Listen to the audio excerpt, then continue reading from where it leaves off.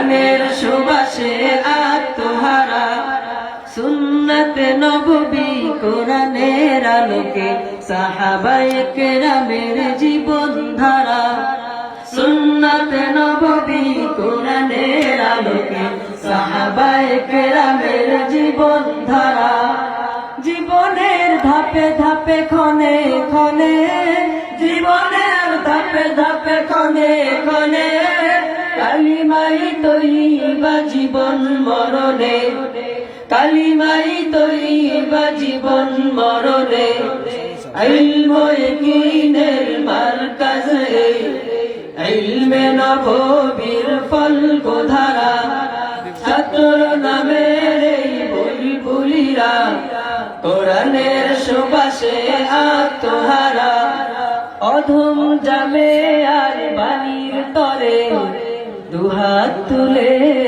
করি কামনা অধম জামে আর বাণীর তরে দুহাত তুলে করি কামনা আল্লাহ তুমি অসীম দয়ায় অসীম কৃপায় আল্লাহ তুমি অসীম দয়ায় অসীম কৃপায় দয়া করো ক্ষমা করো করো করুণা দয়া করো ক্ষমা করো করো করুণা ইলম ইয়াকিনের মারকাজে ইলমে নববীর ফলকধারা ছাত্র নামের এই বুলবুলিরা কোরআনের সুবাসে আত্মহারা সুমধুর কোরআনের টানে টানে সুমধুর কোরআনের টানে টানে স্বর্গীয় সুবাতাস ছড়ায় তারা স্বর্গীয় সুবাতাস ছড়ায় তারা স্বর্গীয় সুবাতাস ছড়ায় তারা স্বর্গীয় সুবাতাস ছড়ায় তারা আসসালামু আলাইকুম ওয়া রাহমাতুল্লাহি ওয়া বারাকাতুহু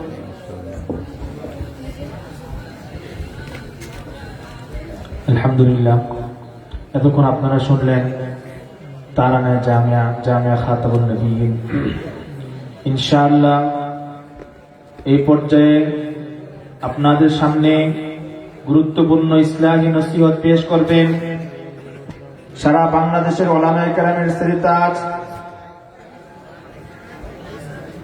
আলেম সমাজের অহংকার হযরত মাওলানা মুফতি মিজান রহমান সাঈদ দামাত বারাকাতুহু আলিয়া হযরতকে গুরুত্বপূর্ণ নসিহত পেশ করার জন্য সবিনয় অনুরোধ জানাচ্ছি।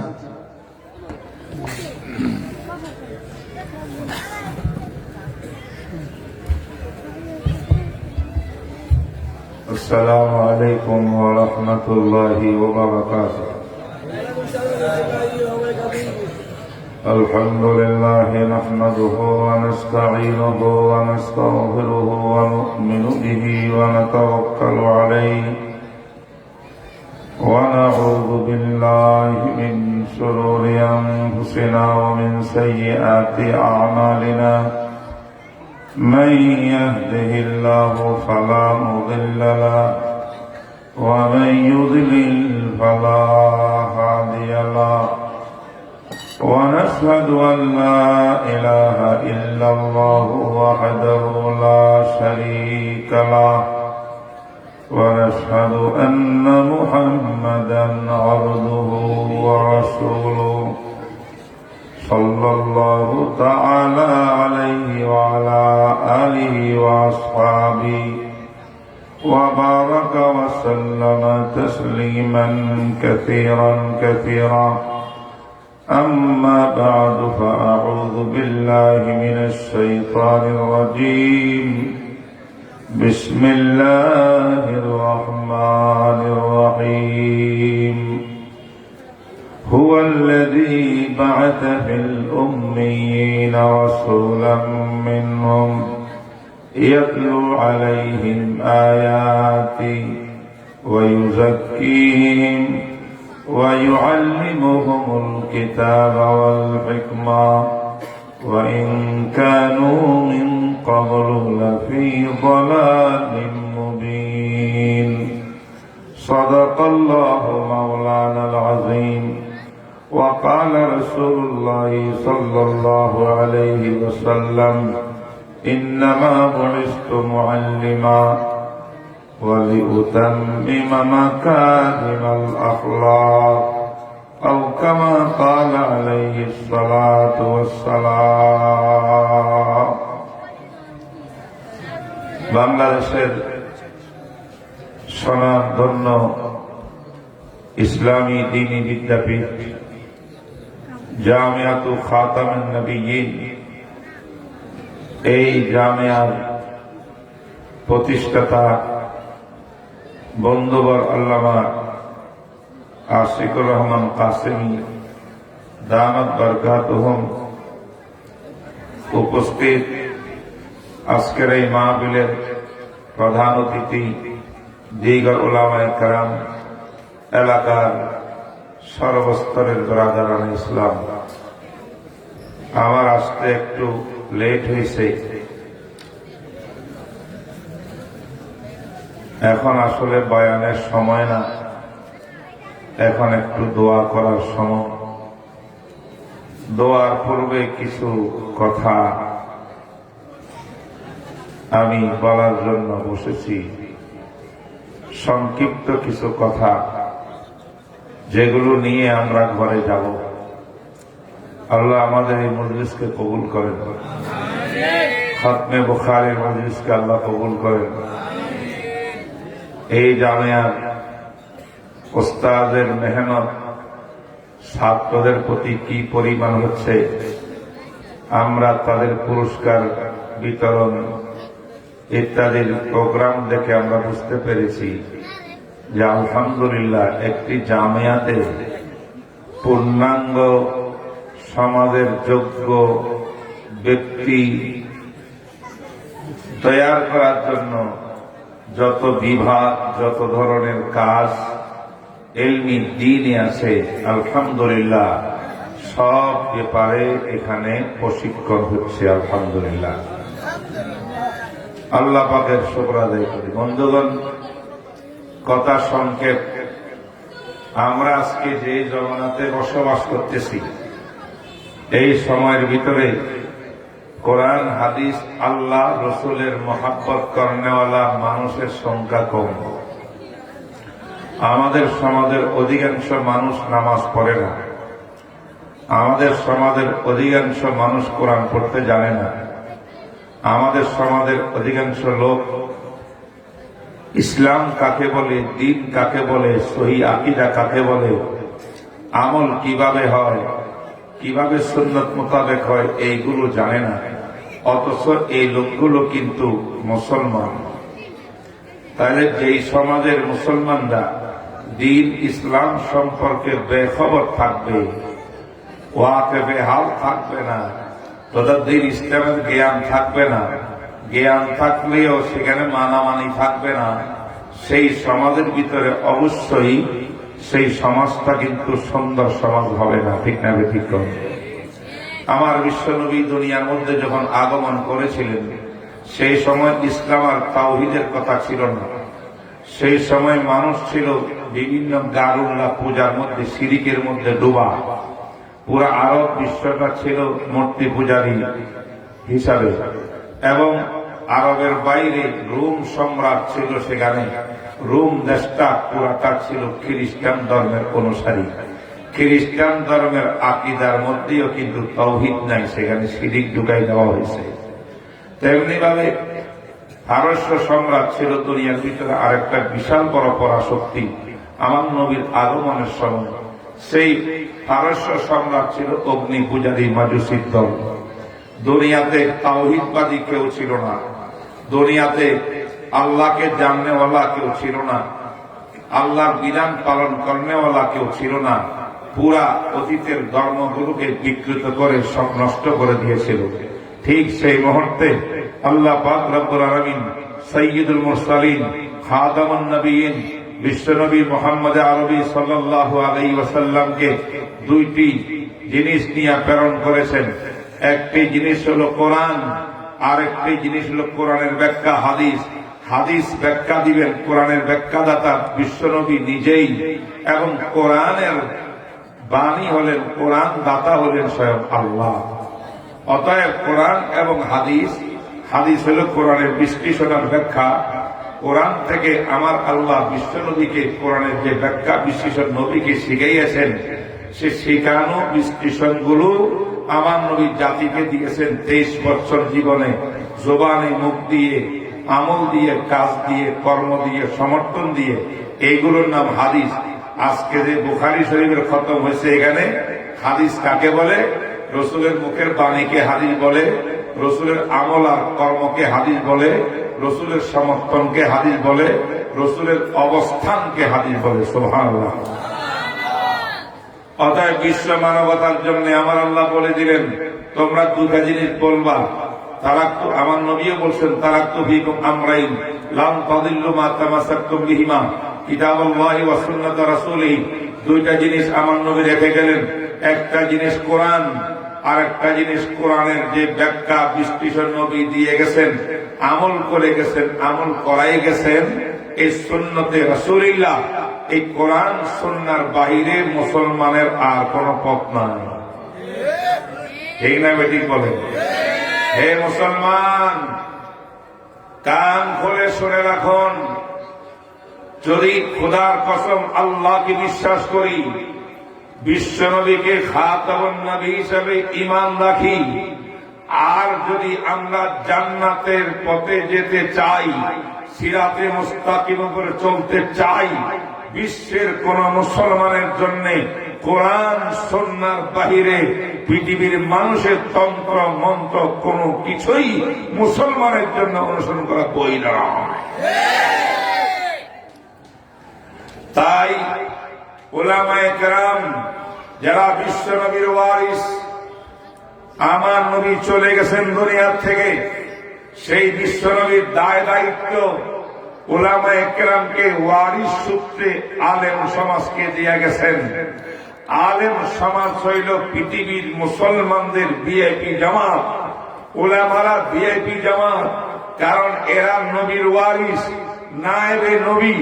যেই কাজ বিশ্ব নবীর, সেই কাজ নায়েবে নবীর। যেই কাজ বিশ্ব নবীর, সেই কাজ উলামায়ে কেরামের। তাই উলামায়ে কেরাম কাজ ওটাই করবেন যে কাজ বিশ্বনবী করেছিলেন। আমার বিশ্বনবী সর্বপ্রথম তাওহীদের শব্দ উচ্চারণ করেছিলেন। আমার বিশ্বনবী শিরকের বিরুদ্ধে কথা বলেছিলেন, বক্তব্য রেখেছিলেন। তাই বিশ্বের উলামায়ে কেরামের দায়িত্ব হল তাওহীদের পক্ষে কথা বলা, শিরকের বিরুদ্ধে কথা বলা। কে মানল, কে মানল না, কে সন্তুষ্ট হইল, কে অসন্তুষ্ট হইল, এই দিকে তাকানোর কোন অবকাশ নাই। তাওহীদের কথা চলবে, নবীর সুন্নতের কথা চলবে। ঠিক না? ঠিক বলে কথা পরিষ্কার। এখানে ঝামেলার কোন পথ নাই, 2 নম্বরই করার রাস্তা নাই।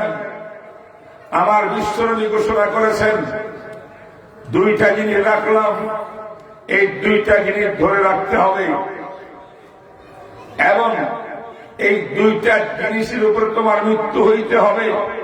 2টা জিনিস ধরে রাখলে বাস্তবায়ন করিয়া জীবনে, তাই পৃথিবীর কোন বাতিল শক্তি তোমাকে গোমরা পথভ্রষ্ট করতে পারবে না। আজ আমাদের মুসলমানের জামাত অনেকে আজকে পথভ্রষ্ট। সত্যিকারের ইসলাম কাকে বলা হয় তারা জানে না, আকীদা কাকে বলা হয় তারা জানে না, তাওহীদ কাকে বলা হয় জানে না, ঈমান কাকে বলা হয় জানে না, আমল সুন্নাত জানে না। এই না জানার কারণে অনেক অজ্ঞ লোক এমন এমন বক্তব্য দেয় যে বক্তব্য দিলে মনে হয় ঈমান শব্দের সে অর্থই জানে না, অথচ মুসলমান। হায় হায় মেরে আজিজ দোস্ত, রাত অনেক কি আর বলতাম। এই কোরআন সুন্নাহর বাগান, তার নাম কওমি মাদ্রাসা, দেওবন্দি মাদ্রাসা। এই মাদ্রাসা, প্রথম মাদ্রাসা সৃষ্টি হয়েছিল হেরা পর্বতে। সেই মাদ্রাসার ওস্তাদ ছিলেন আল্লাহ পাক স্বয়ং, আর ছাত্র ছিলেন কোরআনের ছাত্র বিশ্বনবী মুহাম্মদুর রাসূলুল্লাহ। মাঝখানে জিবরিল ছিলেন মিডিয়া, আমি এখন কথা বলতেছি, আপনারা শুনতেছেন, ঠিক না বেঠিক? মাইকটা কি? মিডিয়া। জিবরিলের আমিনের কাজ মিডিয়াগিরি করা। সানুকরিউকা ফালা তানসা। আমার আল্লাহ বলেন, কোরআন পড়াইছি নবী আপনাকে আমি আল্লাহ। প্রথম মাদ্রাসা হেরা পর্বত, উস্তাদ ছিলেন স্বয়ং আল্লাহ, ছাত্র ছিলেন বিশ্ব নবী মুহাম্মদুর রাসূলুল্লাহ। বিষয়বস্তু ছিল কোরআন। হেরা পর্বতের ভিতরে জিবরিল পড়াই দিলেন, ইকরা বিসমি রাব্বিকাল্লাযী খালাক, খালাকাল ইনসানা মিন আলাক, ইকরা ওয়া রাব্বুকাল আকরাম الذي علم بالقلم علم الإنسان ما لم يعلم الله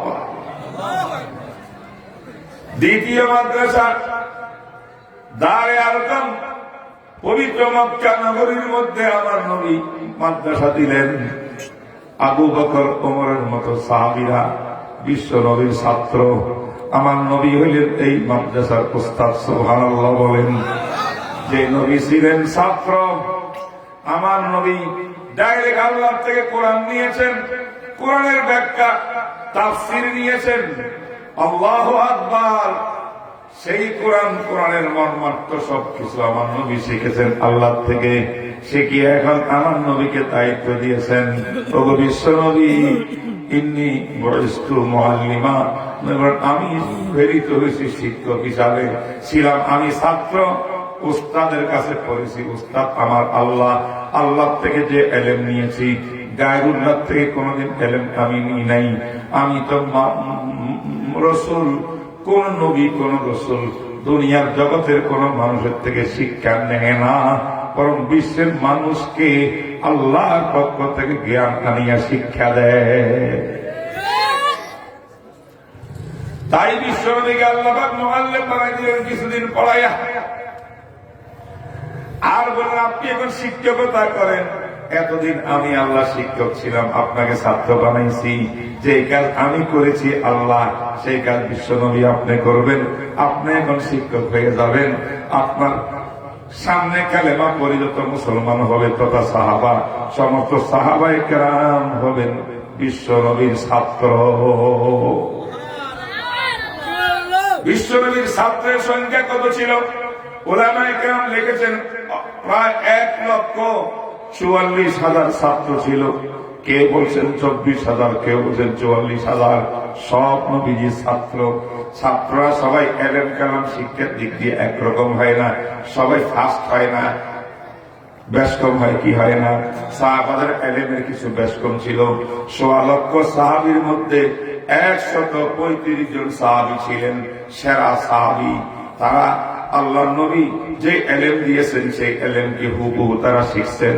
শিখতে শিখতে তারা বড় ফকিহ হয়ে গেছেন, বড় মুহাদ্দিস হয়ে গেছেন, বড় মুফতি হয়ে গেছেন, বড় ফকিহ হয়ে গেছেন, মুজতাহিদ হয়ে গেছেন। তাই সাহাবায়ে কেরাম 1.25 লক্ষ 135 জন ছিলেন বড় বড় ইমাম, বড় বড় মুফতি, বড় বড় মুহাদ্দিস। সমস্ত সাহাবা অবশেষে আসিয়া 135 জন বড় বড় আলেম যারা, তাদের কাছে শিক্ষা গ্রহণ করেছে। প্রথম শিক্ষক উস্তাদ, 2 নম্বর শিক্ষক, পরে দ্বিতীয় স্তরে আমার বিশ্ব নবী। নবীর অবর্তমানে সাহাবায়ে কেরাম অবশিষ্ট এলেম নিয়েছেন। লক্ষাধিক সাহাবারা এলেম নিয়েছেন মাত্র 135 জন থেকে। আল্লামা ইবনুল কাইয়িম জাওজিয়া ইলামুল মুআক্কিনের মধ্যে বলছেন, এরা হলো বড় বড় সেরা আলেম, এরা মুজতাহিদ, এরা ইমাম। কোরআন হাদিস থেকে মাসলা উদ্ভাবন করতে পারে। নতুন সমাজের কোন বিষয় আসলে কোরআন সুন্নাত থেকে আলোকে তার উত্তর দিতে পারে। এত বড় বড় আলেম, বড় আলেম সাহাবীর মধ্যে ছিলেন 135 জন। এই 35 জনের মধ্যে এক তাবী মাসরুক বলেন যে আমি 135 জন বড় বড় আলেমের এলেম গুলা সস্পেন্ড দেখলাম 10 জন সাহাবী। তাদের মধ্যে 10 জন সাহাবীর কাছে সব 135 জনের এলেম আসিয়া ঢুকছে এখানে। এই 10 জনের এলেম আবার পরবর্তী ঘুরতে ঘুরতে 6 জনের কাছে আসছে। 6 জন থেকে এই এলেম গুলা, নবীর দেওয়া এলেম গুলো 2 জন সাহাবীর কাছে ঢুকছে। একজন সাহাবী আলী ইবনে আবি তালেব, আরেকজন সাহাবী আব্দুল্লাহ ইবনে মাসউদ রাদিয়াল্লাহু তাআলা আনহু। এখন কি করলেন ওমর ইবনে খাত্তাবের জামানায়? আল্লাহু আকবার। ও উলামায়ে কেরাম, ও তালাবায়ে আজিজ, ও আমার বন্ধুরা, একটু সামান্য শোনেন, ইতিহাস শোনেন। আমরা জানি না বিষয়গুলো, আমরা কোথায় আছি, কেন আজকে জামিয়াতে বসে কি করতেছি। বন্ধুগণ বলেন তো, নবীর সাহাবী কতজন? 1,24,000, মতান্তরে 44,000। ঠিক না বেঠিক? সবাই আলেম, সব আলেম। ওস্তাদকে স্বয়ং বিশ্ব নবী। ঠিক না বেঠিক? 1.5 লক্ষ সাহাবীর থেকে বিখ্যাত আলেম হয়েছেন কতজন? 135। অন্যান্য সাহাবীরা যখন কোন বিষয়ে মাসলার দরকার হইতো, কোরআন হাদিসে খুঁজিয়ে পাইতো না, তখন 135 জন সাহাবী তাদের কাছে গিয়ে মাসলা জিজ্ঞেস করতেন। সাহাবীর কাছে মাসলা জিজ্ঞেস করিয়া এদের থেকে মাসলা নিতেন। তারা কোরআন হাদিসের মধ্যে দেখিয়া ইজতিহাদ, গবেষণা, ইস্তেমবাদ এবং উদ্ভাবন করিয়া জবাব দিয়ে দিতেন। এই জন্য এরা ছিলেন সেরা আলেম। কমতে এদের এলেম গুলো আবার একত্রিত হয়েছে, একীভূত হয়েছে 10 জন সাহাবীর কাছে। 10 জনের এলেম একীভূত হয়েছে 6 জন সাহাবীর মধ্যে।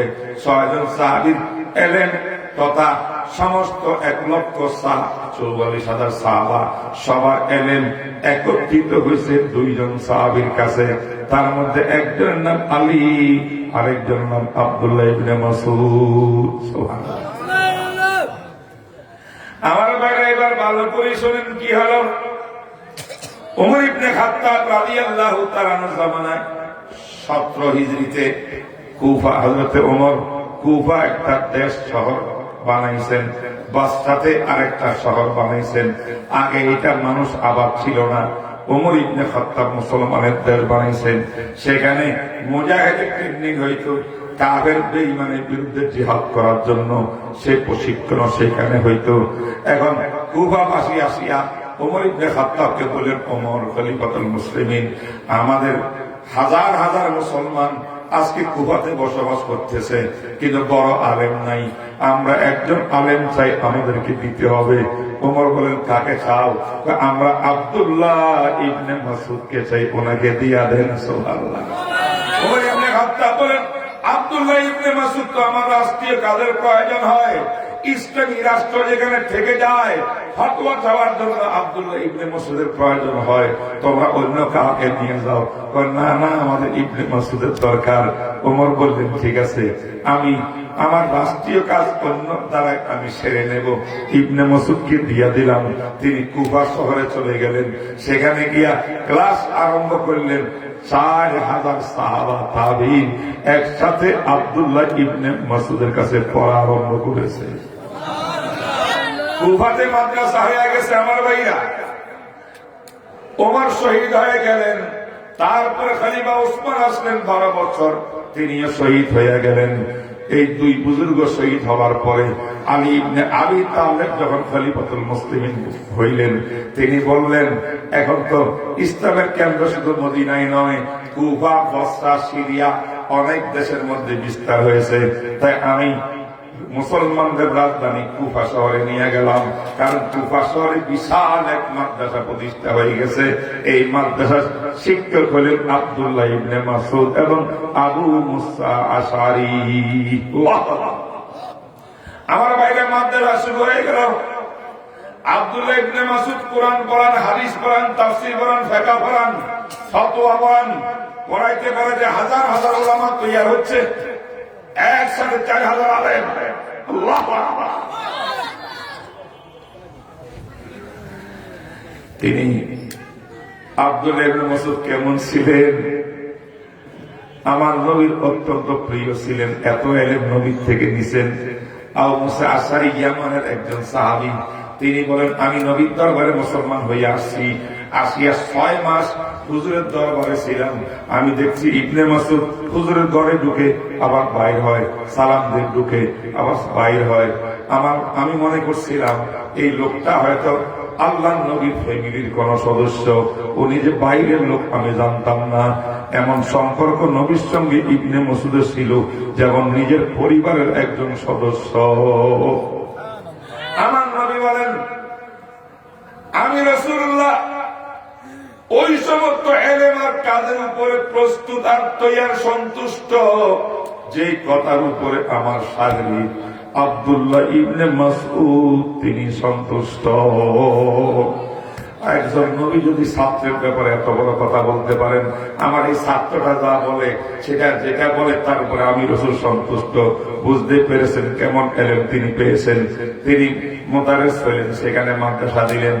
আব্দুল্লাহ ইবনে মাসউদের মাদ্রাসায় পড়াইতে 32 হিজরি, মনে রাখবেন আমার কথা, 32 হিজরি আরবি সনে আব্দুল্লাহ ইবনে মাসউদ দুনিয়া থেকে বিদায় নিয়ে গেলেন কুফা শহরে। কিন্তু মৃত্যুর আগে আব্দুল্লাহ ইবনে মাসউদ মাদ্রাসার সমস্ত ফাজিল উলামায়ে কেরামকে কুফা ডাকিয়া সিদ্ধান্ত নিলেন, আমি তো অসুস্থ চলে যাচ্ছি, আমার স্কুলের শিক্ষকতা করার জন্য ইমাম বানাইবার জন্য আমি কাকে বানাই? সবাই সমর্থন করছে, হুজুর আপনি আলকামাকে বানাই দেন। আলকামা রাদিয়াল্লাহু রাহমাতুল্লাহ আলাইহি ওনাকে স্কলাভিষিক্ত বানাইলেন। হযরতে আলকামা কুফা শহরের বিশাল মাদ্রাসার শিক্ষক হইয়া গেলেন। সুবহানাল্লাহ। এইদিকে আলী ইবনে আবি তালেব খেলাফত নিয়ে চলে গেলেন কুফা শহরে। কুফার মধ্যে থেকে হায়রে আলেম আর আলেম, হাজার হাজার আলেম, তিল ধরার জায়গা নাই। হযরতে আলী দোয়া করলেন, আল্লাহুম্মা রহম ইবনে আবদিন, আল্লাহ ইবনে মাসউদের উপরে তুমি দয়া করো, তিনি মুলিয়া হাযাল বালাদা ইলমান ওয়া ফিকহান।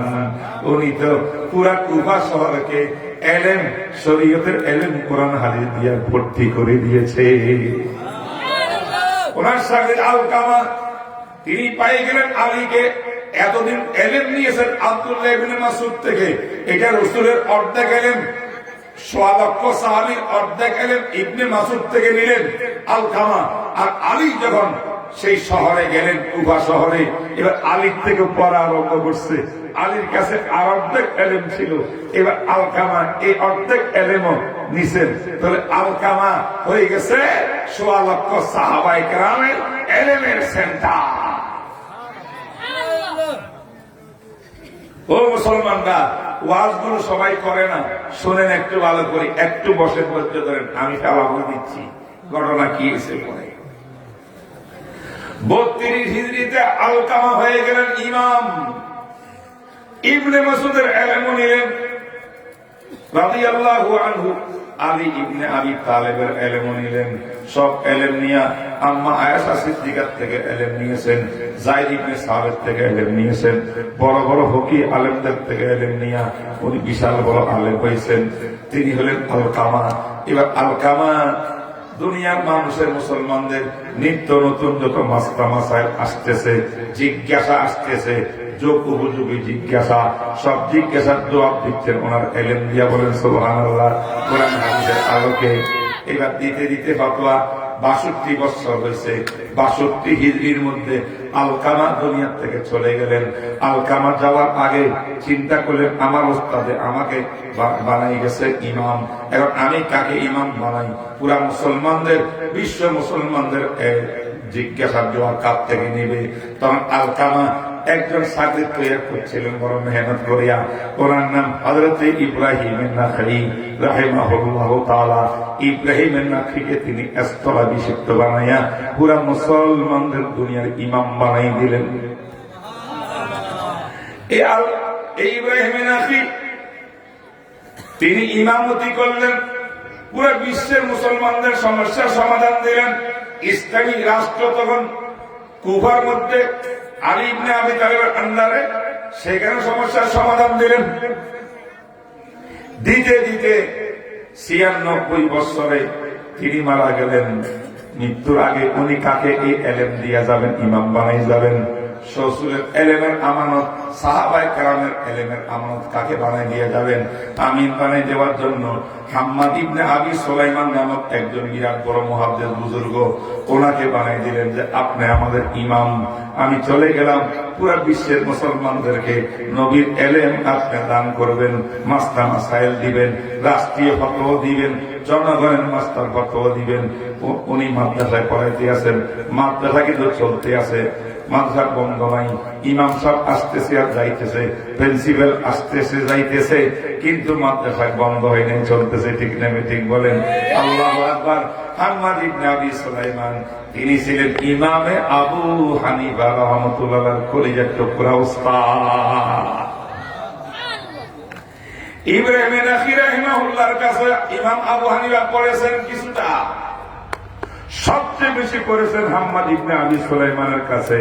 ইনি আমার ইমাম আবু হানিফা 96 পরে উনি ইন্তেকাল করলেন। 100 না 96 ইন্তেকাল করলেন। কত? 120 হিজরিতে। 120 হিজরিতে 120 হিজরিতে উনি ইন্তেকালের আগে সমস্ত উলামায়ে কেরাম কুফা, বসরা, ইরাক, মদিনা, মক্কার যারা যারা ছিল সমস্ত আলেমদের কাছে বলে গেলেন, আমার মনে হয় দুনিয়ার অনেক দূর দূর পর্যন্ত ইসলাম বিস্তার করেছে, হাজার হাজার কোটি কোটি মুসলমান নতুন নতুন ইসলামের ছায়া তলে এসেছে। এখন অনেক নিত্য নতুন মাসালা, এমন এমন আধুনিক মাস্তা আসতেছে, যেই মাস্টার পরিকল্পনা চিন্তা ভাবনা আগে ছিল না। এই সমস্ত মাস্টার সমাধান দেওয়ার জন্য ইমাম হাম্মাদ বলেন, আমার দৃষ্টিতে আমার সাগরিদ নোমান ইবনে সাবিত ইমাম আবু হানিফা ছাড়া দুনিয়াতে আর কেউ না। ইমামে আবু হানিফা রাহমাতুল্লাহ আলাইহি ইমাম বানাই দিলেন। আল্লাহু আকবার বলেন। ও দুনিয়ার মানুষ, আজকে কত লোক ইমাম আবু হানিফার গালি দেয়? দেখি দেখি হানাফি মাযহাব পালন করলে কত ইবাদত করতেছ, বলে কি বলে না? হায় হায় হায়, এই ইতিহাস তো কেউ জানে না। বিশ্ব অর্জন থেকে বিশ্ব চলে গেল আব্দুল্লাহ ইবনে মাসউদ আর আলী ইবনে আবি তালেবের কাছে। এই দুইজন থেকে এই বিশ্ব নবীর এলেম, সাহাবায়ে কেরাম এলেম জ্ঞান সব চলে গেলেন আলকামার কাছে। আলকামার থেকে এই এলেম জ্ঞান সব চলে গেলেন ইব্রাহিম নাকির কাছে। ইব্রাহিম নাকির থেকে এই জ্ঞান চলে গেল আবু হানিফার উস্তাদ হযরত হাম্মাদ ইবনে আবি সুলাইমান থেকে।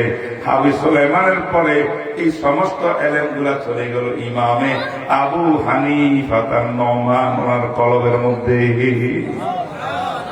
তাই ইমাম আবু হানিফা হানাফি মাযহাবে আকীদার বিষয়ে বলেন, ফিকহের বিষয়ে বলেন, ফতোয়ার বিষয়ে বলেন, ইবাদতের বিষয়ে বলেন, মুআমালার বিষয়ে বলেন, আখলাকের বিষয়ে বলেন, বিজনেসের বিষয়ে বলেন, অর্থনীতির বিষয়ে বলেন, ইমাম আবু হানিফা তার ফিকহে হানাফির মধ্যে যেই সমস্ত শরীয়তের ফিকহ বিধিবিধান উম্মতের মধ্যে দিয়ে গেছেন উম্মতের জন্য, যাকে ফিকহে হানাফি বলে, মাযহাবে হানাফি বলে। ফিকহে হানাফির কোন মাসলা কুরআন হাদিসের বাইরে একটা মাসলাও না। লাকাদ জানাল বিলাদ ওয়া মান আলাইহা ইমামুল মুসলিমিন আবু হানিফা।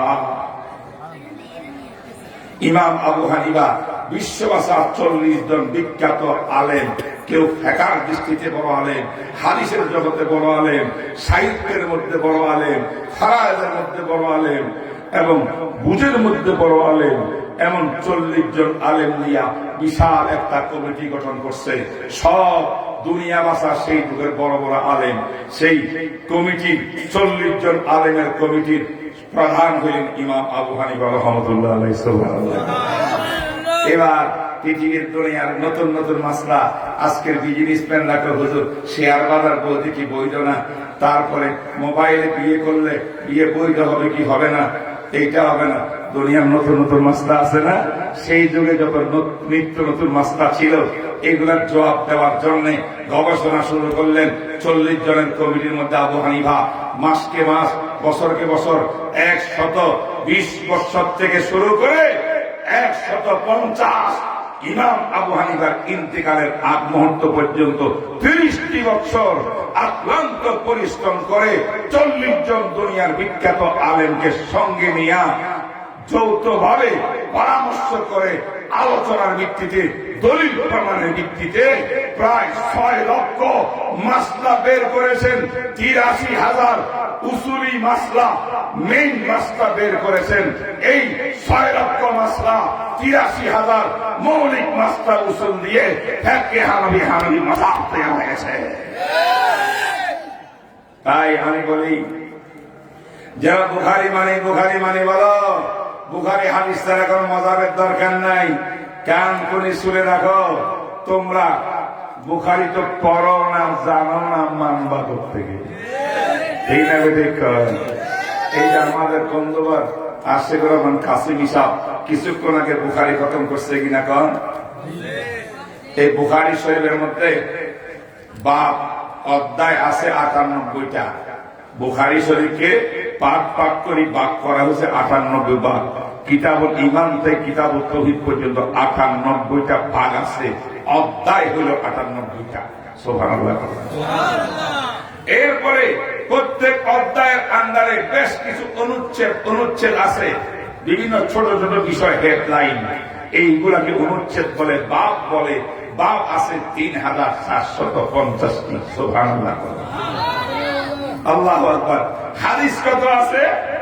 হাদিসের সংখ্যা যদি মুসনাদ অর্থাৎ সূত্র বলা হাদিস তালাশ করি, দেখা যায় 7,397টি হাদিস আছে। সুবহানাল্লাহ। আর সাহাবার কথা, তাবিনের কথা, সূত্রবিহীন সব হাদিস মিলাইলে 9,082টা হাদিস। এতগুলো হাদিস দেওবন্দের মাদ্রাসায়, দেওবন্দি যত মাদ্রাসার মধ্যে দাওরা হাদিস আছে, কাউমি মাদ্রাসা, খাতামুন নবীন, এই মাদ্রাসা পর্যন্ত আল্লাহর শপথ সাক্ষী উলামায়ে কেরাম জিজ্ঞাসা করেন, আমরা বুখারীর ফার্স্ট থেকে প্রথম হাদিস থেকে নিয়ে লাস্ট পর্যন্ত কালিমাতানে হাবিবাতানে রহমান পর্যন্ত 7,397টি হাদিস বিস্তারিত আমাদের ছাত্রকে পুরা বছর বসে বসে আমরা পড়াই। 98টি বাব প্রত্যেকটা আমরা পড়াই, একটাও বাদ দিই না। 3,500-450টি অনুচ্ছেদ একটাও আমরা বাদ দিই না। চুল ছিঁড়া বিশ্লেষণ করি, পুরা বছর মেহনত করি, বুখারী পড়াই। তাই বুখারী যদি মানি, আমরা ওলামায়ে দেওবন্দ মানি। যারা এইভাবে বুখারী নামও শুনে নাই, বাংলা বুখারী বলে, তারা বুখারী মানে না। তারা বুখারী মানে কোথায় ঝগড়া করেন, তাই একটা হাদিস আনছে, আমিন জোরে বলা, আমিন জোরে বলা হাদিস তারা মুখস্থ করছে, তাও আরবিটা না, বাংলা। ঠিক না বেঠিক? আর তারা মুখস্থ করছে রুকুতে যাওয়ার সময়, উঠার সময় হাত তুলতে হয়। এটা তারা মুখস্থ করছে, নামাজে দাঁড়ালে সাগায় জানাইতে হয়। ঠিক না বেঠিক? তারা একটা হাদিস বুখারী মুসলিম কোথাও পাই না, একবারে ইবনে খুজাইমার মধ্যে গিয়া একটা হাদিস পাইছে, বুকের উপরে এমনি হাত বাঁধা। এই 5-6টা হাদিস ছাড়া আরে হাদিসের কাছে হাদিস নেই। হাদিস আছে উলামায়ে দেওবন্দের কাছে, হাদিস আছে আল্লামা আনোয়ার শাহ কাশ্মীরের কাছে, হাদিস ছিল রশিদ আহমদ গঙ্গুহির কাছে, খলিল আহমদ সাহারুনপুরের কাছে, আশরাফ আলী থানভীর কাছে, হুসাইন আহমদ মাদানির কাছে, আল্লামা শেখুল হাদিস আজিলক সাহেবের কাছে। ঠিক না বেটি বলেন? হাদিস ছিল মুফতি আমিনের কাছে, হাদিস ছিল আল্লামা আহমদ শরীফের কাছে, হাদিস আছে উলামায়ে দেওবন্দের কাছে। যারা আজকে আলে হাদিস বলে, তাদের কাছে হাদিস নাই। আলে হাদিস মানি দানায় বড়া বেটা না।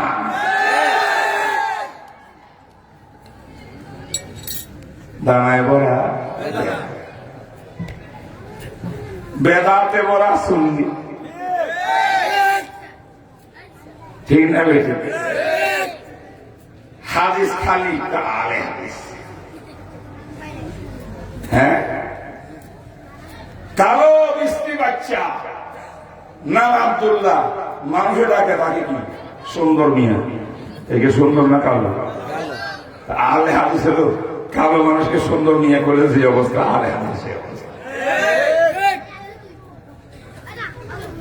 তাই আলহামদুলিল্লাহ দারুল দেওবন্দ প্রতিষ্ঠা হয়েছিল।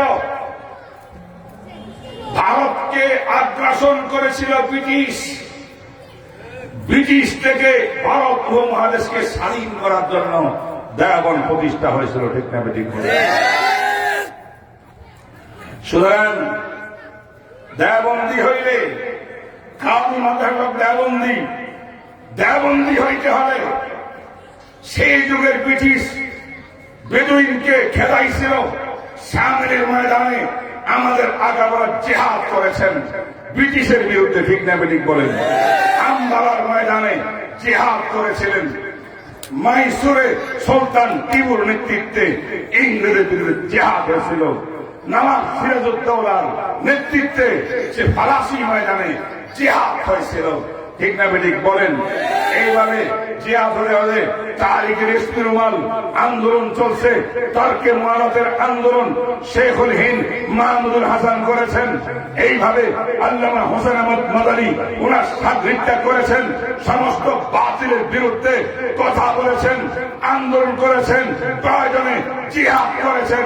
তাই দেওবন্দি হইতে হবে, হক্কানি আলেম হইতে হবে, যে কোনো বাতিলের বিরুদ্ধে সোচ্চার হইতে হবে, জিহাদ করতে হবে, আন্দোলন করতে হবে, মিছিল বের করতে হবে।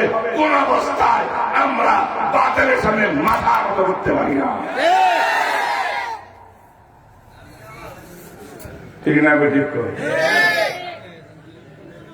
তো হুজুররা তো চিল্লায় কেন? এই দেশে শান্তি চাই, হুজুররা না চিল্লালে তো শান্তি হইয়া যায়। কি শান্তি হয়? মুসলমানের বাচ্চা কি করে?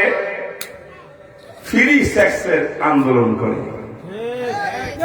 এই দেশে বিয়ে শাদী আর দরকার না, ফ্রি সেক্স। কুকুর আর কুকুর যেমন শীতকাল আসলে যখন তার খায়েশ উঠে, চাহিদা উঠে, যে কোনো জঙ্গলে রাস্তার পাশে দিয়ে কাম সারাই ফেলায়, নারী আর পুরুষে এইভাবে কাম সারাইয়া এই শাহজালালের দেশ, আল্লাহর ওলিদের দেশটাকে ইউরোপ আমেরিকা বানাতে চায়। আমরা পারি না। আমরা মাদকের বিরুদ্ধে সোচ্চার, আমরা দর্শনের বিরুদ্ধে সোচ্চার, জেনার বিরুদ্ধে সোচ্চার, হত্যার বিরুদ্ধে সোচ্চার।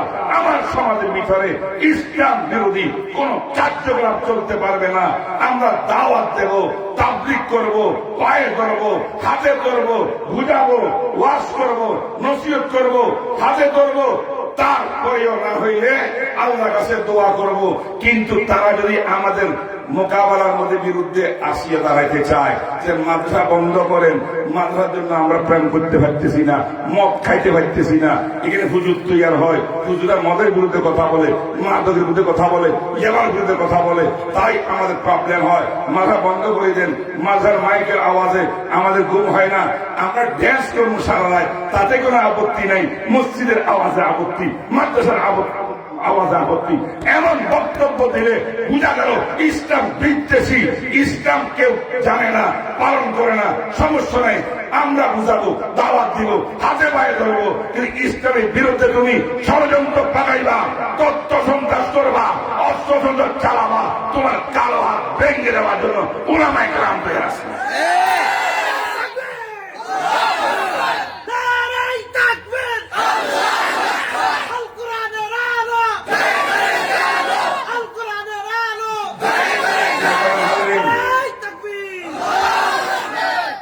बादल से दबने वाले आए आसमान नहीं हम, सो बाग कर चुका है तू इम्तिहान हमारा। तौहीद की अमानत सीनों में है हमारे, आशा नहीं मिटाना नामो निशा हमारा। मगरिब की वादियों में, मगरिब की वादियों में गूंजी अज़ा हमारी, थमता न था किसी से सैले रवा हमारा। ডক্টর ইকবাল রহমতুল্লাহ বলেন, বিশ্বনবী ওহী প্রাপ্ত হইয়া ফাত্তাতুল ওহীর পরে ইয়া আইয়ুহাল মুদ্দাসসির যখন নাযিল হইল, সাফা পাহাড়ের মধ্যে আল্লাহর নির্দেশে দাঁড়িয়ে গেলেন। সমস্ত আরব জাতিকে, সম্মানিত লোকদেরকে একত্রিত করিয়া প্রথম ইসলামের কালমায়ে তাওহীদের দাওয়াত দিলেন। ইয়া আইয়ুহান নাস কুলু লা ইলাহা ইল্লাল্লাহ, এর অর্থ হইল শিরিক, মূর্তি পূজা নয়, মূর্তি পূজা নয়, আল্লাহ এক, আল্লাহর গোলামি করো একমাত্র আল্লাহ। ঠিক না ঠিক বলেন? আমার নবী সাফা পাহাড়ের মধ্যে যে তাওহীদের আওয়াজ দিয়েছে, শিরকের বিরুদ্ধে আওয়াজ দিয়েছে, ঠিক না ঠিক বলেন? সেই আওয়াজ ১,৫০০ বছর পর্যন্ত চলতেছে। আমার নবী দুনিয়াতে নেই, লক্ষ লক্ষ সাহাবীরা তাওহীদের আওয়াজ দিয়েছে শিরকের বিরুদ্ধে, ঠিক না ঠিক বলেন? সাহাবারা চলে গেছেন, তাবেঈনরা আওয়াজ দিয়েছেন। সমস্ত পৃথিবীর মধ্যে কালমায়ে তাওহীদ, লা ইলাহা ইল্লাল্লাহ, লা ইলাহা ইল্লাল্লাহ, এই আওয়াজ আছে না? এই আওয়াজটা কোন দেশ বিদেশ চায় না। নবীর উম্মত মুসলমান যেখানে তাওহীদের আওয়াজ থাকবে সেখানে, ঠিক না ঠিক করেন? রাত বুঝি না, দিন বুঝি না, শীতকাল বুঝি না, গরমকাল বুঝি না, এই কালমা এটা কোন মৌসুম তালাশ করে না। এটা যতক্ষণ পর্যন্ত কলবের মধ্যে ঈমান থাকবে, বলবো লা ইলাহা ইল্লাল্লাহ, লা ইলাহা ইল্লাল্লাহ। ये नगमा फसले गुलो लाला का नहीं पाबंद, ये नगमा फसले गुलो लाला का नहीं पाबंद, बहार हो के खजा ला इलाहा इल्लल्लाह, बहार हो के खजा ला इलाहा इल्लल्लाह। ठीक ना ठीक बोलें? ये दौर अपने बराहीम की तलाश में है, सनम कदाए जहां ला इलाहा इल्लल्लाह। ডক্টর ইকবাল রহমতুল্লাহ বলেন, বর্তমান এই যুগটা, সময়টা, এই সময়টা একজন ইব্রাহিমকে তালাশ করতেছে। সুবহানাল্লাহ বলেন। ইব্রাহিম নবী ওনার পরিবার থেকে নিয়ে সমাজ, দেশ, সমস্ত লোক ছিল মূর্তি পূজারী, ঠিক না বেঠিক বলেন? যখন পৃথিবীর মধ্যে মূর্তি পূজা চলতেছিল, আল্লাহ পাক ইব্রাহিমকে খলিলুল্লাহ বানিয়ে দুনিয়ার মধ্যে পাঠাইছে। আর আল্লাহ বলছে, ইব্রাহিম আওয়াজ লাগাও, লা ইলাহা ইল্লাল্লাহ, ইব্রাহিম খলিলুল্লাহ। ইব্রাহিম আওয়াজ লাগাইতেছে কালিমুল্লাহ, ইলাহা ইল্লাল্লাহ। নমরুদে আয়েশা আগুনের ভিতরে নিক্ষেপ করছে, কিন্তু ইব্রাহিম নবীর কালমা লা ইলাহা ইল্লাল্লাহ বাদ যায় না, ঠিক না ঠিক বলেন? এই যুবকেরা, তোমরাও জিকির করো, তোমাদের মুখের মধ্যে উচ্চারণ করো, লা ইলাহা ইল্লাল্লাহ, লা ইলাহা ইল্লাল্লাহ। ये दौर अपनी बराहीम की तलाश में है, सनम कदा है जहां ला इलाहा इल्लल्लाह। পুরা পৃথিবীটার মধ্যে এখন গায়রুল্লাহ পূজা চলতেছে, ঠিক না ঠিক? সনম কাদা হে জাহাঁ, যেখানে যায় গায়রুল্লাহ পূজা। কেউ সূর্য পূজা, কেউ চন্দ্র পূজা, কেউ মূর্তি পূজা, কেউ দরবার পূজা, কেউ পীর পূজা, কেউ মাজার পূজা, কেউ শিক্ষক পূজা, কেউ নেতা পূজা, কেউ খেতা পূজা, কেউ দেশ পূজা, কেউ বড় আমেরিকা পূজা, রাশিয়া পূজা, ভারত পূজা। যারা এগুলা পূজা করবে সব গায়রুল্লাহ পূজা, ঠিক না বেটি? সনম কাদা হে জাহাঁ, এই পূজার থেকে জাতিকে মুক্ত করতে হইলে কালমা পড়তে হবে, লা ইলাহা ইল্লাল্লাহ। দাসত্ব চলবে একমাত্র আল্লাহর, কোন মানুষ মানুষের দাসত্ব করতে পারে না। ये माल दौलत दुनिया, ये रिश्ता ओ पैबंद,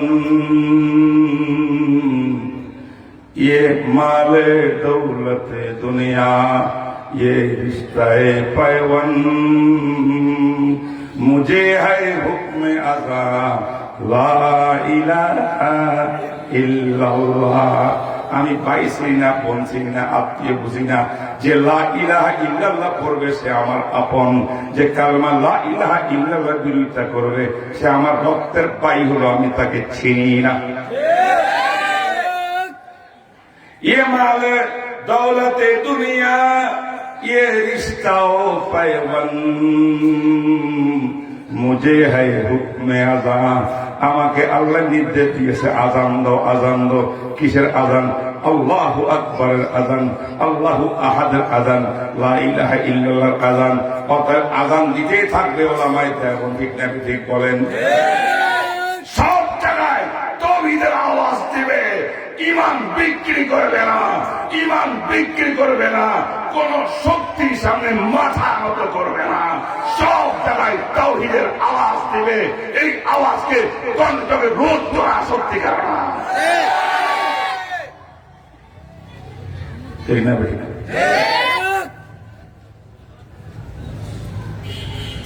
আল্লাহ আল্লাহ আমাদেরকে কবুল করেন। দেওবন্দ সৃষ্টি হয়েছে ইংরেজ থেকে, ইংরেজের আগ্রাসন থেকে পুরো ভারতকে স্বাধীন করেছে ওলামায়ে দেওবন্দ। ভারত স্বাধীন হওয়ার কারণে পাকিস্তান ভারত থেকে স্বাধীন হয়েছে, কারণ নাকি না? পূর্ব পাকিস্তান পশ্চিম পাকিস্তান স্বাধীন হয়েছে না? কিসের থেকে? ভারত থেকে। তো আগে ভারত স্বাধীন হয়েছে না কিসের থেকে? ইংরেজের আগ্রাসন থেকে। ইংরেজের আগ্রাসন থেকে স্বাধীন করলো কে? আমাদের বুজুর্গ শাহ আব্দুল আজিজ মুহাদ্দিস দেওবন্দির ফতোয়া, আমাদের বুজুর্গের ফতোয়া। তার ফতোয়াকে কেন্দ্র করে জিহাদের উপরে জিহাদ হয়েছে, ইংরেজের বিরুদ্ধে, আগ্রাসনের বিরুদ্ধে। মুসলমানের বুকে তাজা রক্ত ঢেলে দিয়েছে, ঠিক না বেঠিক? অনেক কোরবানির পরে ভারত স্বাধীন হলো। ভারত স্বাধীন হওয়ার পরে এবার ইংরেজরা যাওয়ার সময় পাকিস্তানের ভারত আলাদা করে দিল, সেটাও স্বাধীন হয়েছে। এবার 71 সালে আমাদের পশ্চিম পাকিস্তান আর পূর্ব পাকিস্তানের মধ্যে ইয়ে হইয়া পূর্ব পাকিস্তানটা সোনার বাংলাদেশ হয়েছে, ঠিক না বেঠিক? সুতরাং এই সোনার বাংলাদেশ হওয়ার জন্য যদি আমি গোড়া থেকে ইতিহাস টেনে আনি, সোনার বাংলা অবশ্যই আমাদের এই দেশের আমাদের কৃতি সন্তানেরা মুক্তি পায়নি, যারা আমাদেরই সন্তান, তারাই জুলুম শোষণের বিরুদ্ধে জিহাদ করেছে, যুদ্ধ করেছে। পাকিস্তান হানাদার বাহিনীর বিরুদ্ধে আমরা একটা দেশ স্বাধীন পেয়েছি, সেই ভৌগোলিক মানচিত্রে সোনালী একটা দেশ আমরা স্বাধীন পেয়েছি। আর 30 লক্ষ রক্তের বিনিময়ে দেশ স্বাধীন হয়েছে, সব কথা ঠিক। কিন্তু এর পূর্বে পাকিস্তান থেকে স্বাধীন হওয়ার জন্য একটা স্বাধীনতা অর্জন করা হয়েছিল, ভারত থেকে স্বাধীন হওয়ার। যদি পাকিস্তান ভারত থেকে স্বাধীন না হইতো, 71 সালে বাংলাদেশ কিভাবে স্বাধীন হইতো? আর পাকিস্তান স্বাধীন কেমনে হইতো যদি ভারত ইংরেজ থেকে স্বাধীন না হইতো? বুঝা গেল বাংলাদেশের স্বাধীনতা নির্ভর করে পাকিস্তানের স্বাধীনতার উপরে, পাকিস্তানের স্বাধীনতা নির্ভর করে ভারত ইংরেজের শাসন থেকে স্বাধীন হওয়ার উপরে, আর ভারতের ইংরেজ থেকে স্বাধীন হওয়া নির্ভর করে জিহাদের উপরে, জিহাদ নির্ভর করে উলামায়ে দেওবন্দের ফতোয়ার উপরে। অতএব উলামায়ে দেওবন্দের অবদানে এই দেশ স্বাধীন ভারতে আছে।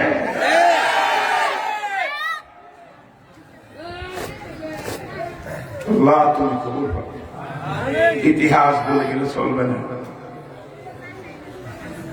বুখারী শরীফের হাদিস কয়টা? হ্যাঁ, ৭,৩৯৭। এটা মূল হাদিস, সূত্র যুক্ত হাদিস, সব মিলিয়া ৯,০৮২। বিশ্বাস করেন একটা হাদিসও আমাদের এই খাতামুন নবীর মাদ্রাসার দারুল হাদিসের মধ্যে আমার ছেলেরা না পড়িয়া সামনে আনে, ঠিক না বেঠিক? এইভাবে কিতাব পড়ার পরে বিশ্লেষণ করি, পড়ার পর আমরা বুখারী বুঝলাম না, তুই কোত্থেকে বাংলাদেশের বোখারি বুঝিয়ে দিয়া সেকেন্ড নামে মাদারির নামে যত মানুষ দেখবেন পত্রিকায় সব মূর্খেরা। আরবি এবারও তো ওনাদের কাছে পড়তে পারবে না, আরবি রিডিংও করতে পারবে না।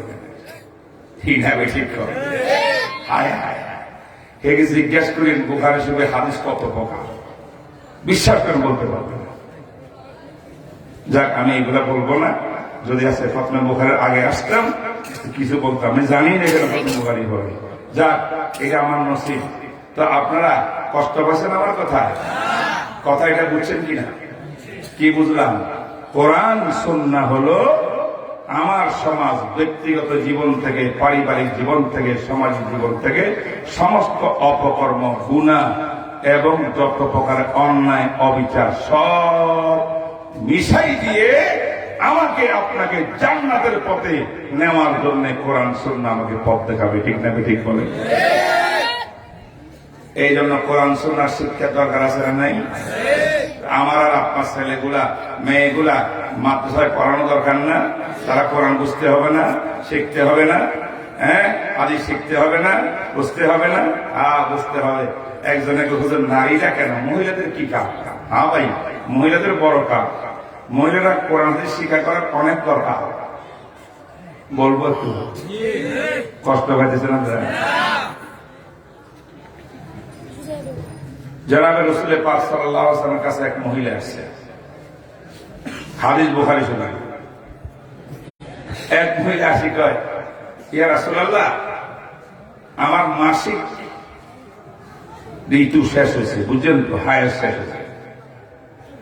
এবং হায়ের শেষ হইলে কি আমি নামাজ শুরু করতে পারবো না গোসল টোসল করা লাগবে? মাসলা কি আমরা বুঝেন না? আমাদের মা বোনদের মাসিক ঋতু আছে না, ঋতুর ওই ডেগুলো শেষ হইলে, বন্ধ হইলে তখন কি নামাজ পড়তে পারবো? ডাইরেক্ট গিয়ে ওযু কালাম বানাইয়া নাকি গোসল করতে হবে? আমার নবী বলেন ভালো করে গোসল করতে হবে। হুজুর গোসল তো বুঝি, ভালো করে তো বুঝি না। ভালো করে গোসল মানে ভালো করে গোসল করো, বুঝলাম না। আল্লাহ নবী কেমনে বুঝাই? বোঝা গেল একজন পুরুষে পর নারীকে, মহিলাদের বিতর্গত অনেক মাসলা মাসাল আছে যেগুলো মহিলা মহিলা বলা বলি করতে পারে, পুরুষের সামনে, পর পুরুষ সামনে বলতে লজ্জা লাগবে না? মুফতি সাহেবের কাছে বলতে লজ্জা করবে না নারীরা? এটা তো সমস্যা। সকল সমস্যার সমাধানের নাম তো ইসলাম। তাই নবী তো আসছেন রাসূল হইয়া, সব সমস্যার সমাধান নবী দিতে হবে। মহিলাকে প্রশ্ন, হুজুর আমি কেমনে ভালো করে গোসল করব? ভালো করে বুঝিনি। তো নবী সাল্লাল্লাহু আলাইহি ওয়াসাল্লাম বলছে, বাবা একটা রুই লিবা, রুইয়ের মধ্যে সুগন্ধি মাখবা, মাখিয়া অপরিষ্কার জায়গাগুলো পরিষ্কার করবা। এতটুকু পর্যন্ত নবী রাসূল বলিয়া চুপ হয়ে গেছে। নবী রাসূল আগাইতে পারতেছে না, শরম লাগতেছে। কিন্তু এই মহিলা করে, হুজুর কাইবা নাচতেছে, কেমনে গোসল করবে? ভালো করে বুঝাই দেবে। এই সময় ভিতর থেকে আম্মা জান উম্মে সালমা ছিল সম্ভবত, তিনি মহিলাকে এক টান দিয়ে পর্দার ভিতরে ঢুকে ফেলেছেন। মা তুই আমার কাছে আয়, এই মাস্টার জবাব হুজুর দিতে পারবে না, আমি দিব। এবার আম্মা এসা বসিয়া তাকে বাথরুমের মধ্যে নিয়ে কেমনে কেমনে পরিষ্কার করে গোসল করবো, কোন কোন ময়লা স্থান আছে সেখানে কি করতে হবে, এইগুলা সব বলি বলি বলি বলি একটা রুইর মধ্যে সুগন্ধি মাখিয়া সে রু দিয়া এমনি মালিশ করে করে করে করে শরীরের দাঁত পরিষ্কার এগুলা করি ওনাকে শিক্ষা দিচ্ছে, হাতে হাতে শিক্ষা দিচ্ছে। হয়তো আয়েশা, এটাকে আমার নবীর দ্বারা সম্ভব? কোন পুরুষের দ্বারা সম্ভব? মহিলাকে সম্ভব একমাত্র স্বামী স্ত্রী পারে। ঠিক না? ঠিক বলেন। এই জন্য আমার নবী, আমাদের 4-এর অধিক বিয়ে করা হারাম। ঠিক না? ঠিক। আমাদের নবীর বিয়ে কত? 11 জন। এই মানুষ নাস্তিকরা প্রশ্ন করে, উম্মতে 4টা, নবী 11টা কেন? আরে ভাই, নবী 11টা কেন গেছে? আমার আল্লাহ তো বলে, ইয়া আইয়ুহান নবী ইন্না আহলালনা লাকা আজওয়াজাক খালিসাতান মিন দুনিহি। হুজুর যত বিবাহ করবেন সব আপনার জন্য হারাম। আল্লাহ যা ইচ্ছে তা করে আমি হালাল করলাম, করছে 11টা, আরো পারলে আরো করতে হতো, ঠিক না বেটি? কেন করলো? এই প্রশ্নের জবাব নাস্তিকরা করে, আমরা দিতে পারি না। আসল ব্যাপার কি জানেন? আমার বিশ্ব নবী রসুল হইছেন শুধু পুরুষের জন্য নবী নন, তিনি নারীদের জন্য নবী, ঠিক না বেটি? এখন নারীদের মাসলা উনি দিতে হবে কিনা ওহির মাধ্যমে? বলে না। পুরুষের মাসলা দিতে হবে, নারীদের মাসলাও দিতে হবে। আর আসবে তো ওহির মাধ্যমে নবীজির কাছে। এখন নবীজি অনেক মাসলা এমন আছে, ওহির মাসলা, শরীয়তের মাসলা পর পুরুষ হইয়া রসুল, পর নারীকে বলতে পারবে না। একটা উদাহরণ দিলাম না?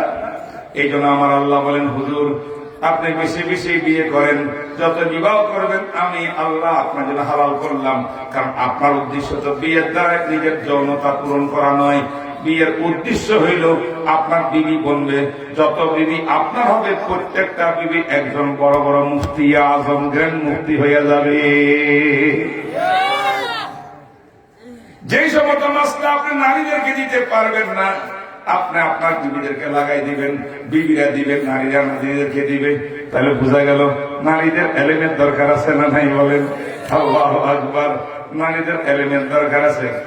এই জন্য বড় বড় আলেম আল্লাহ রাহিমাহুল্লাহু তাআলা তিনি বলেন, আমার খালাজান হযরত আম্মা আয়েশা কানাত আ'লামুন নাস, তামাম বিশ্বের যত নবী সাহাবী ছিলেন সমস্ত মানুষের মধ্যে বড় আলেম ছিলেন আয়েশা। আ'লামুন নাস বলেন, আ'লামুন নিসা বলেন। সুবহানাল্লাহ। তাইলে ফিকহান ওয়া শি'রান ওয়া তিববান, আল্লাহু আকবার। এই জন্য আমাদের মা বোনরা যদি সত্যিকার ইসলামী শিক্ষা শিক্ষিত হয়, পর্দানসীন হয়, আখলাকওয়ালা হয় এবং কলব অন্তর পাক পবিত্র হয়, এক একটা নারী ওলি আল্লাহ হইয়া এরা যেই ঘরে যাবে সেই ঘরের বাড়ির সব সদস্যদেরকে আল্লাহওয়ালা বানাই দেবে। এই না বেটি করে? মুহতারাম হাজরিন, আজকে খাতামুন নবীয়িন মাদ্রাসায় জীবনে প্রথমবারের মতো আসছি। অনেক কষ্ট করে আসছি, রাস্তাঘাট চিনি না, তালাশ করে করে, ম্যাপ তালাশ করে করে আসা হয়েছে এখানে। আমি হয়তো আরো আগে আসলে ভালো হইতো, লাস্টের দিকে আসলাম, শেষের মধ্যে আসি আপনার একটু কষ্ট দিলাম এই উদ্দেশ্যে যে 2-4টা কথা বললাম। যদি আল্লাহর কোন বান্দা এই কথাগুলোর উপর আমল করেন, তাহলে এটা আমার নাজাতের জন্য আর কোনো ওয়াজ দরকার না, এটা যথেষ্ট হয়ে যাবে, ঠিক না বেরিয়ে? আর আমার যুবকরা আসছে খুব বেশি। আমি যুবকদেরকে বলতে চাই, এই 21শে ফেব্রুয়ারি কি দিবস?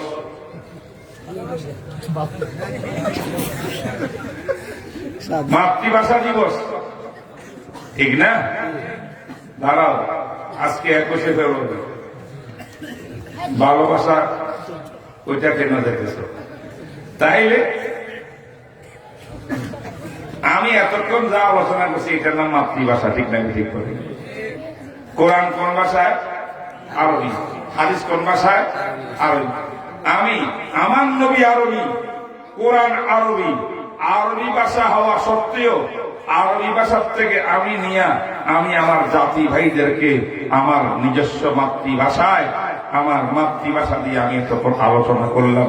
আমি যে তখন আরবি দিয়ে কথা বলতাম, কোরআন হাদিসের ব্যাখ্যা দিতাম, ইনশাআল্লাহ পারবো, ঘন্টার পর ঘন্টা আরবি দিয়ে লেকচার দিতে পারবো আমি।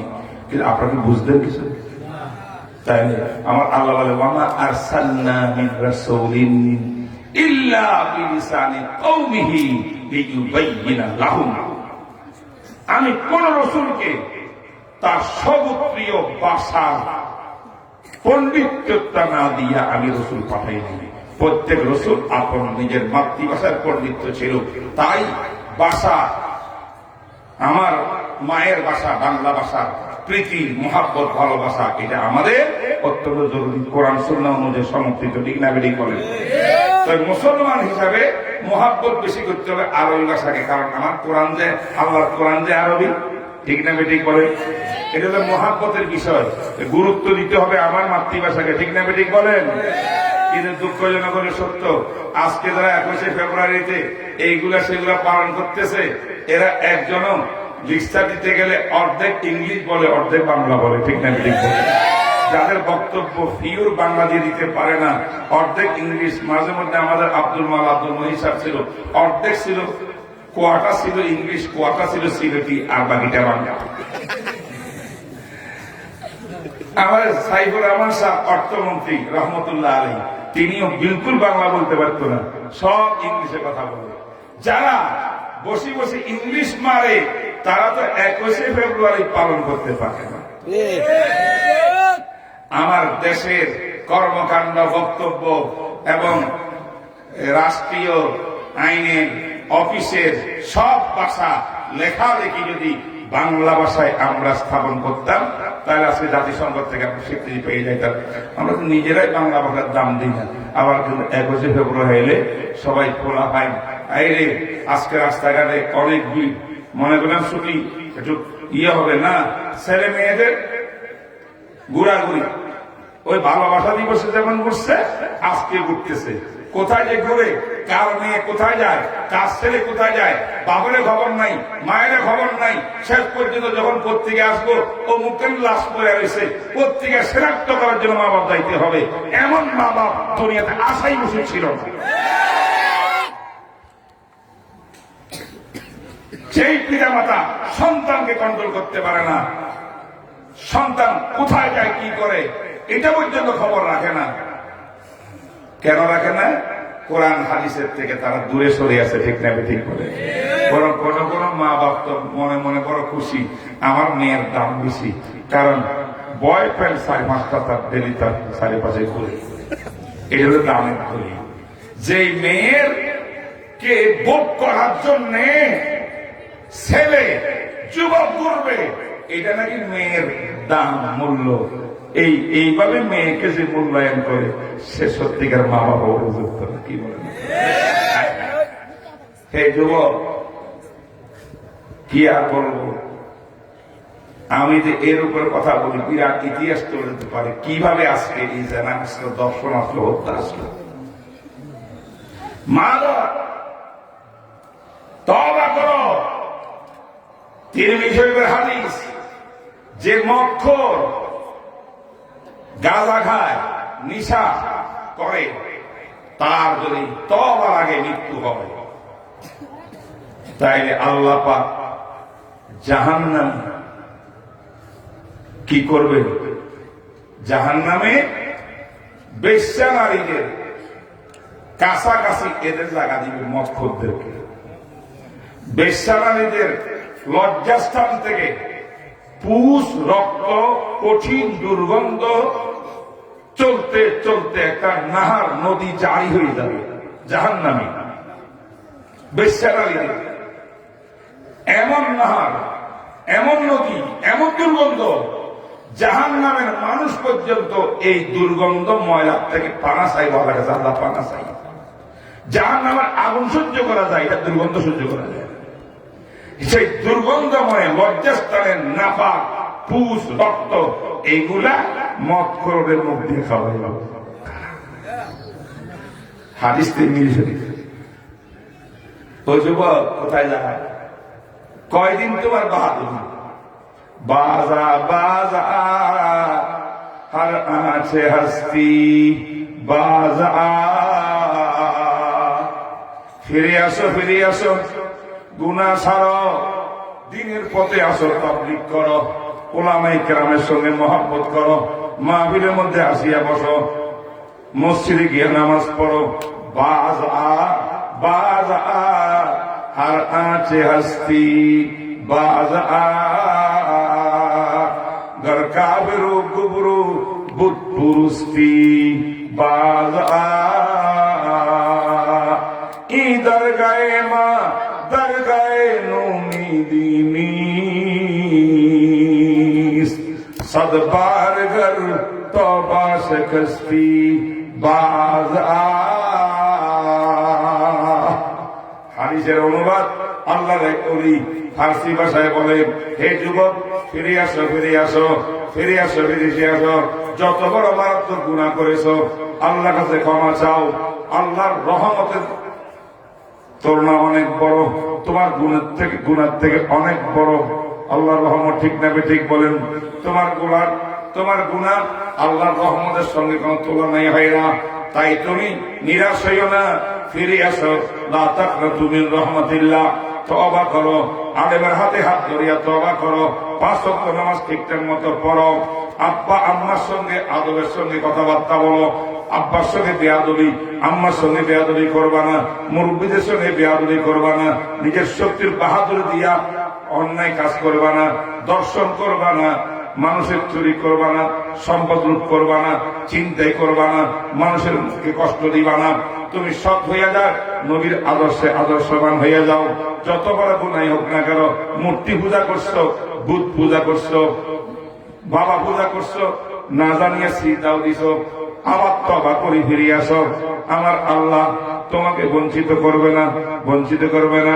ই দরগাহে মা দরগাহে নূরি দিনী, আল্লাহ পাকের দয়া, আল্লাহ পাকের দরবার, নিরাশের কোনো কারণ নাই, নিরাশ হইবা না। লা তাকনাতু মিন রাহমাতিল্লাহ, আল্লাহ পাকের দরবার খোলা। আল্লাহ তো গাফফার, আল্লাহ তো গফুর, আল্লাহ তো মাফ করার জন্য বসে আছে। তুমি গুনাহ না করলে আল্লাহ মাফ কেমনে করবে? গুনাহ তো করি ফেলছো শয়তানের দুগায়। আসো এখন চোখের পানি ফেলো, তওবা করো, ইস্তেগফার করো। আমার আল্লাহ, তুমি ইস্তেগফার করা দেরি, আমার আল্লাহ কবুল করতে দেরি হবে না। তওবা করতে করতে তওবা করনেওয়ালা এমন হয়ে যাবে যেমন সে গুনাহ করেছিল, আমল নামায় লেখা হয়েছিল, ডিলেট হয়ে যাবে। ডিলেট হলে যেমন দাগ দুগ কিচ্ছু থাকে না, বোঝা যায় না, কলম দিয়ে কাটতে দাগ দেখা যায়। ডিলেট হওয়ার অর্থ হলো দাগও দেখা যাবে না। আমার আল্লাহ এইভাবে তোমার গুনাহ মাফ করিয়া দিবে। এখন তুমি বলো, হুজুর আমি তওবা কেমনে করবো?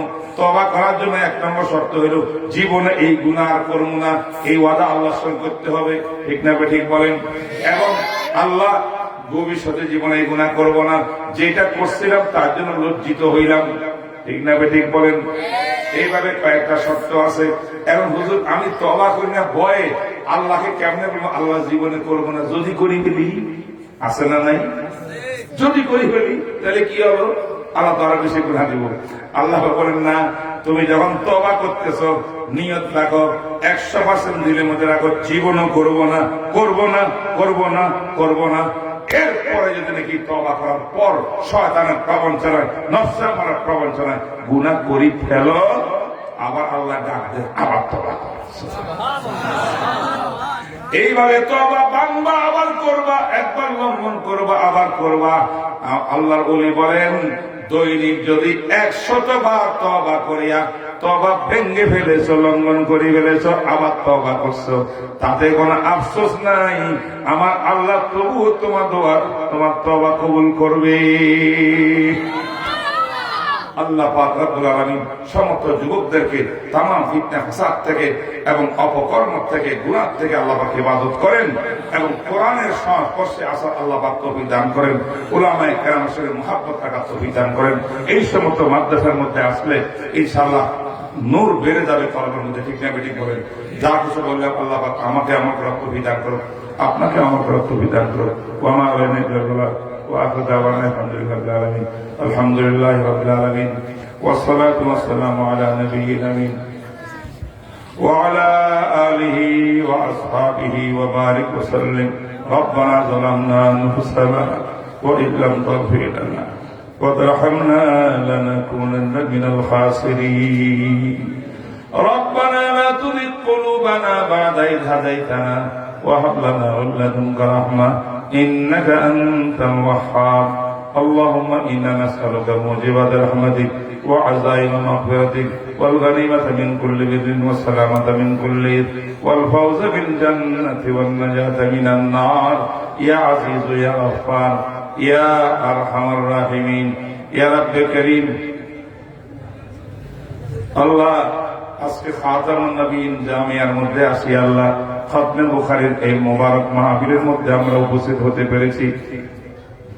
আল্লাহ এলাকার সন্তানেরা এসেছে, আল্লাহ যুবকরা অনেক পরিমাণে এসেছে এই মাহফিলের মধ্যে, অনেক মুরব্বীরা দূর দূরান্ত থেকে এসেছেন। আল্লাহ আল্লাহ ওলামায়ে কেরাম আছেন, তালাবায়ে আযাম আছেন, মুরব্বীরা আছেন, যুবকরা আছেন, মহিলা প্যান্ডেলে শুনলাম বহু মা বোনরাও আছেন। আল্লাহ আপনি মেহেরবানি করে আজকে বরকতপূর্ণ দোয়ার মাহফিলের উসিলায় আমাদের জীবনের গুনাহ মাফ করে দেন আল্লাহ।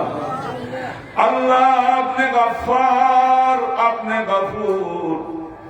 আস্তাগফিরুল্লাহ পড়ি আমরা, ইস্তিগফার করি, আস্তাগফিরুল্লাহ রাব্বি মিন কুল্লি যামবিন ওয়া আতুবু ইলাইহি লা হাওলা ওয়া লা কুওয়াতা ইল্লা বিল্লাহিল আলিয়্যিল আযীম। আস্তাগফিরুল্লাহ রাব্বি মিন কুল্লি যামবিন ওয়া আতুবু ইলাইহি লা হাওলা ওয়া লা কুওয়াতা ইল্লা বিল্লাহিল আলিয়্যিল আযীম। আল্লাহ তওবার নিয়তে আমরা কয়েকবার ইস্তিগফার করলাম। আল্লাহ আপনি রহমান, আপনি রহিম, আপনি করিম। মেহেরবানি করে আমাদের জীবনের সমস্ত গুনাহ মাফ করে দেন। জাহিরি গুনাহ মাফ করে দেন, বাতিনি গুনাহ মাফ করে দেন, কবিরা গুনাহ মাফ করে দেন, সগীরা গুনাহ মাফ করে দেন, রাতের গুনাহ, দিনের গুনাহ, জানা গুনাহ, অজানা গুনাহ, আল্লাহ সমস্ত গুনাহ মাফ করে দেন। বিশেষভাবে আল্লাহ মোবাইল আর ফেসবুকের গুনাহ মাফ করে দেন আল্লাহ। ইয়া আরহামার রাহিমিন, আপনি তো গফফার, আপনি মাফ করাকে ভালোবাসেন, পছন্দ করেন। আল্লাহ আমরা আপনার সাইদার আমরা হাত উঠেছি গভীর রাত্রে। আল্লাহ আল্লাহ জামিয়া খাতামুন নবীর এই জামিয়ার মজলিসের মধ্যে আল্লাহ আল্লাহ আমি গুনাহগার, আমি খাতাকার, আমি সিয়াকার। কত ভালো ভালো উলামায়ে কেরাম আছেন আল্লাহ। আল্লাহ হাজি সাহেব, কাজী সাহেবরা আছেন, যাকে আপনি পছন্দ করেন তার উসিলে আমাদের গুনাহ খাতা মাফ করে দেন আল্লাহ। আমাদের মধ্যে অনেক রোগীরা আছেন আল্লাহ, তাদেরকে শেফায়ে কুল্লিয়া দান করেন আল্লাহ। যারা ঋণগ্রস্ত আল্লাহ ঋণ পরিশোধ করার তৌফিক দান করেন আল্লাহ। যারা পিতা মাতাকে কষ্ট দিয়েছে, আজকে মাহফিল থেকে গিয়া পিতা মাতার পায়ে ধরিয়া মাফ চাওয়ার, ক্ষমা চাওয়ার তৌফিক দিয়া দেন আল্লাহ। ইয়া আল্লাহ আমার যুবক যুবতীদেরকে আল্লাহ মোবাইলের ফিতনার থেকে আপনি হেফাজত করেন আল্লাহ।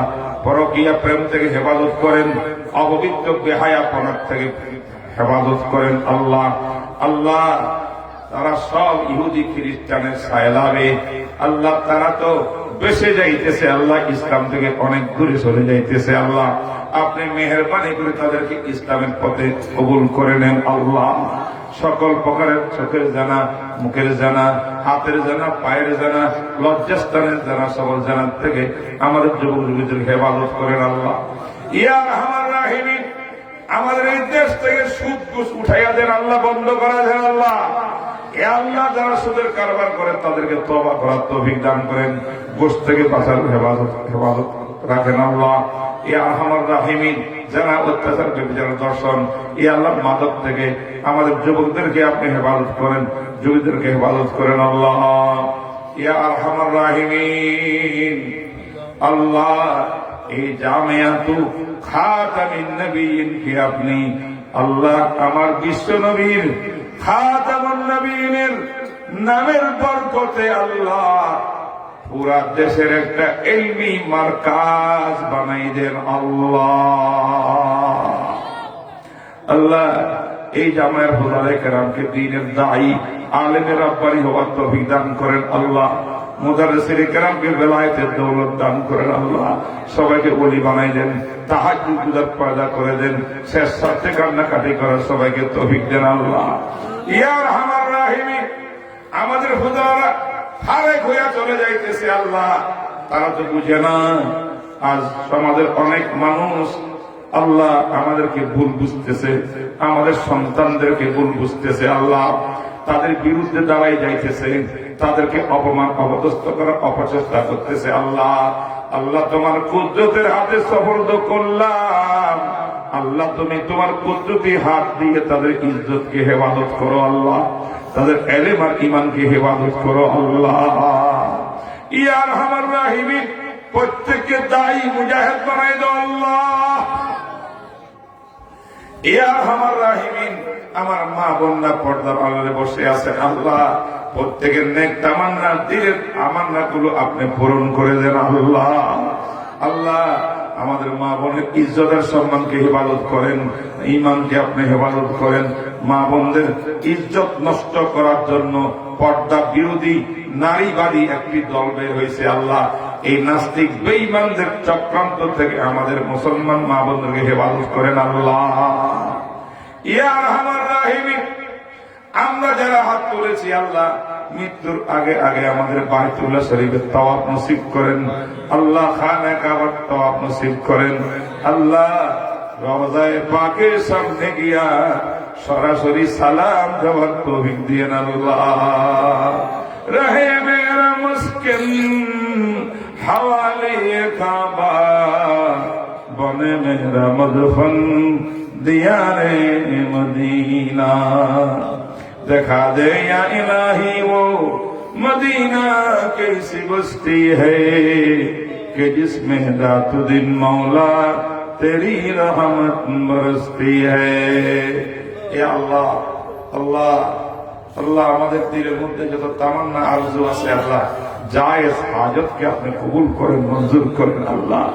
আল্লাহ দোয়া তো চাইতে জানি না আল্লাহ, আল্লাহ আমাদের জন্য যাহা যাহা প্রয়োজন আপনি মেহেরবানি করে গায়েব থেকে ব্যবস্থা করে দেন আল্লাহ। আল্লাহ করোনা মহামারীর থেকে পুরা বিশ্বকে আপনি হেফাজত করেন, বিশেষ করে মুসলিম দেশগুলোকে হেফাজত করেন, বিশেষ করে আমাদের দেশকে পরিপূর্ণ মুক্তি দান করেন আল্লাহ। এই আল্লাহ আমাদের সরকার মহোদয়কে আল্লাহ ইসলামের পক্ষে, শান্তির পক্ষে, দেশের পক্ষে কাজ করার তৌফিক দান করেন আল্লাহ। আমাদের সরকারকে যারা আলেমদের বিরুদ্ধে উল্টাপাল্টা বুঝায় আল্লাহ, এই তৃতীয় শক্তি যারা মুনাফিকি করতেছে আল্লাহ, এদেরকে হেদায়েত দান করেন আল্লাহ, এদেরকে হেদায়েত দান করেন আল্লাহ, এদেরকে হেদায়েত দান করেন আল্লাহ। সাল্লাল্লাহু তাআলা আলা খায়রি খালকি মুহাম্মদ ওয়া আলা আলিহি ওয়া আসহাবিহি ওয়া সাল্লাম বিজদি সুবহান রাব্বিকা রাব্বিল ইজ্জাতি আম্মা ইয়াসিফুন ওয়া সালামুন আলাল মুরসালিন বিরহমাতিকা ইয়া আরহাম।